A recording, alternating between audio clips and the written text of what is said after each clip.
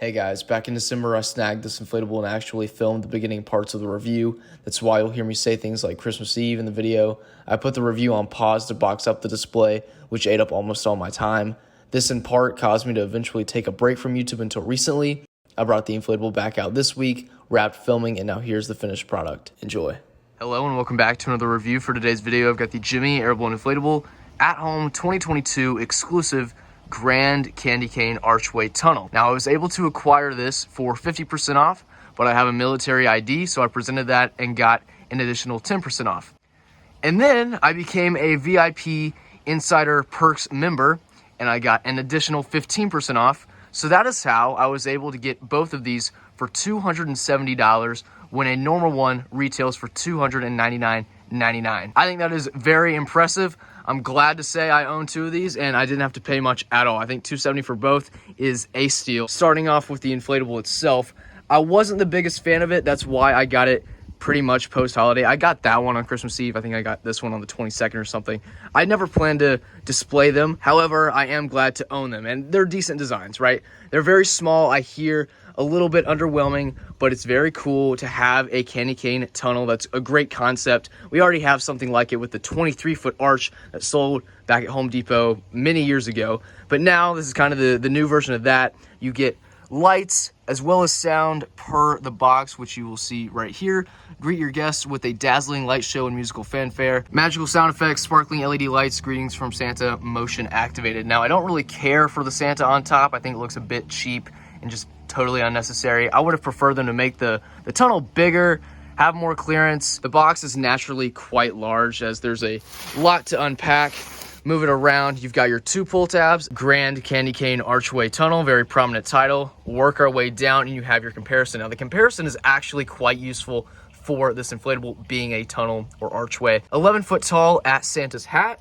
And then it looks as though clearance is roughly 6 foot, but I don't know. I think that might be a little far-fetched just based off of what I've heard. Looking at the barcode, this is very interesting because I always thought that this retailed for $299.99.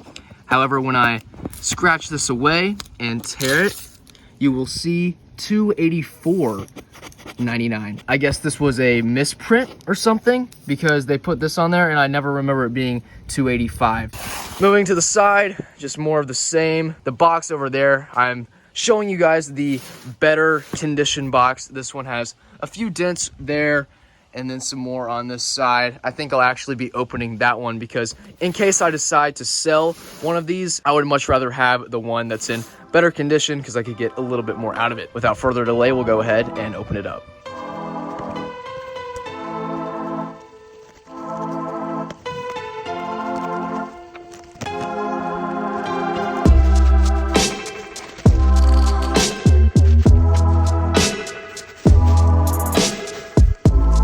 Taking a closer look at the stake pack, you'll find 6 spiral stakes, flip it, an equal amount of plastic stakes, 6 tethers, and then some metal stakes for the base fan.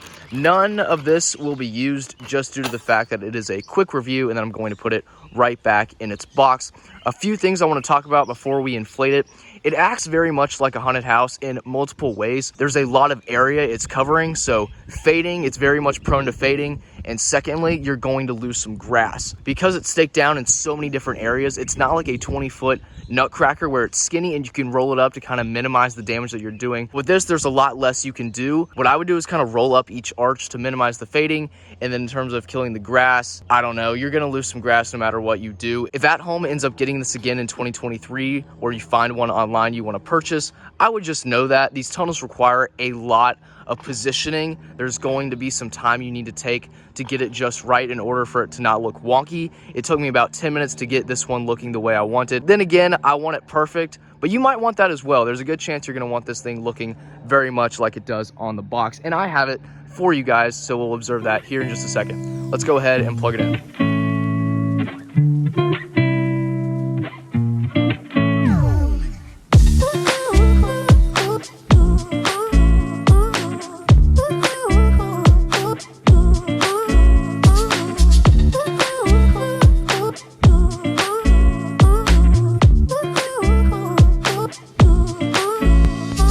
There we have the Gemmy 11x11 Grand Candy Cane Archway Tunnel.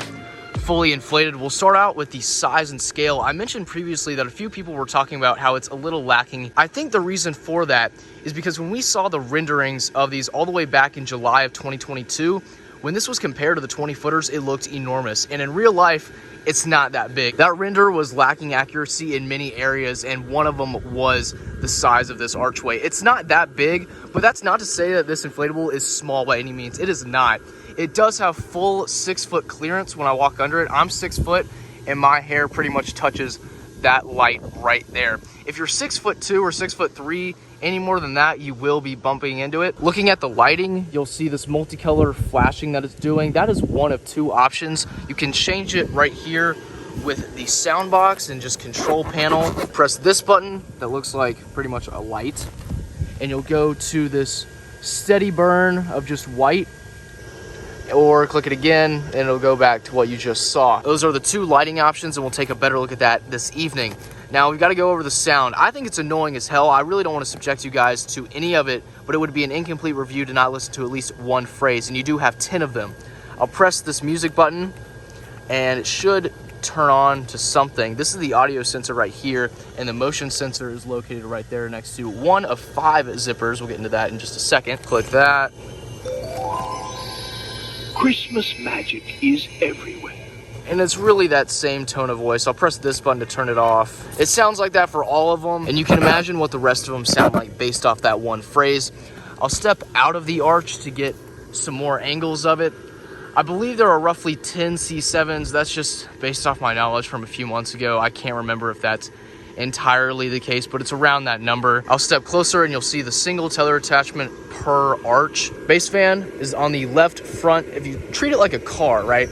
You've got your left front here, your right front over there, which has 1 tether attachment, another one right here, so we're just at 2, another one here, another one there, and then this one back here, which is opposite from the bass fan, has 4, which it does need 4. If it's going to be a single without the support of the tube going back, it needs 4 for sure. And I've got it staked down, I think, just twice because it's just a review, right? The zippers are spread throughout to access the multitude of C7s. You can actually see some of the wiring here just because the sun is shining down, so it makes this a little transparent.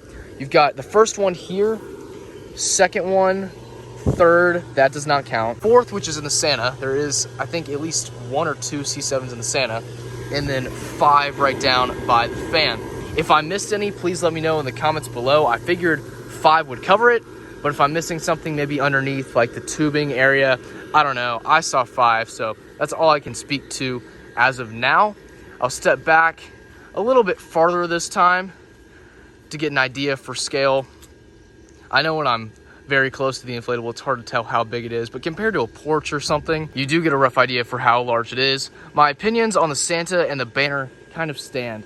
The banner, I could take it or leave it. However, the Santa looks very kid-like and toddlery to me. I'd like to see it gone, frankly. I'll move to the side, and one thing I wanted to talk about was I have a really special opportunity in the sense that I own 2 of these. I could make this a mega tunnel, put the second one behind it facing the opposite way, space it out to where it's even for the width between each arch, and actually have a 25-foot, around 25-foot, I'd say, tunnel for people to walk through. I need a lot of room for it, but when I stood back here along this sidewalk, I thought of it when I had to come in from out here to stake it down and I had it already inflated.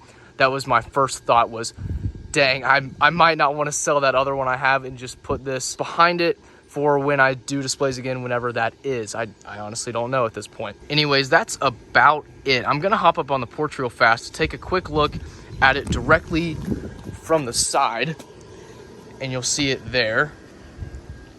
Move over a little bit to my right, and it almost looks like a fountain kind of spewing out. That's just what it reminds me of a little bit. And I'll actually go over here. Rarely do I get to walk around at a higher elevation than the inflatable just to get some unique shots of it. I think it looks pretty good. So thank you all so much for watching.